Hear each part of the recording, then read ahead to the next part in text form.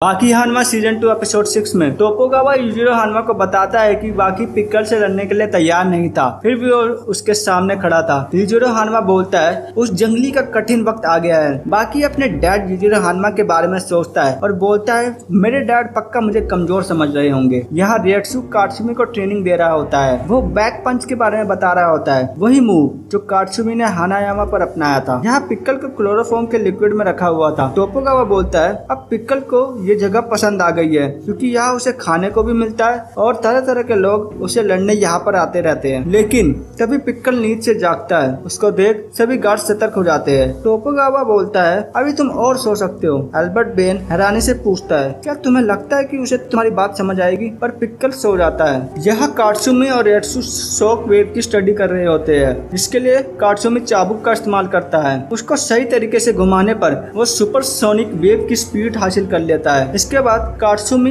उस स्पीड से अपने पंच को मारता है। कात्सुमी बोलता है क्या इस मूव से हम पिक्कल को हरा पाएंगे। कात्सुमी अपने हाथ के पॉइंट्स और अपने स्कल की मदद से अपना मूव तैयार कर रहा होता है। कात्सुमी बताता है कि जापान से एक आदमी चाइना गया था, उसने अपने मार्शल आर्ट से सभी फाइटर्स को हरा दिया, कोई भी उस आदमी को हरा नहीं पाया था। वो आदमी था डोपो ओरोची। उसने सर्कस से एक बच्चे को खरीद लिया था क्योंकि उसे काफी अच्छे मूव आते थे और वो बच्चा कात्सुमी होता है। रिएट्सु कात्सुमी से बोलता है तुम्हें बस अपने मूव को सुपरसोनिक स्पीड पर लाना है कि वहाँ पर मास्टर काकू आ जाते हैं। रिएट्सु बताता है कि इनसे बेहतर कुंफू दुनिया में कोई और नहीं जानता। काकू उन्हें काफी देर से देख रहे होते हैं। वो बताते हैं कि जो मूव तुम यहाँ प्रैक्टिस कर रहे हो वो सही नहीं है। काकू एक रो एग पर अपना सही मूव दिखाते हैं, बिना नजर पकड़े वे अंडे को तोड़ देते हैं। ये देख रिएट्सु और कात्सुमी के चेहरे उड़ जाते हैं। वो बताते हैं उन्हें बस अपने कंधे और उंगली पर ध्यान देना है। फिर कात्सुमी अकेले काकू की कई बात को इमेजिन करता है, वो उनकी हर बात को याद कर वही मूव बनाता है और आखिरकार कामयाब भी हो जाता है। यहाँ डोपो ओरोची मास्टर काकू का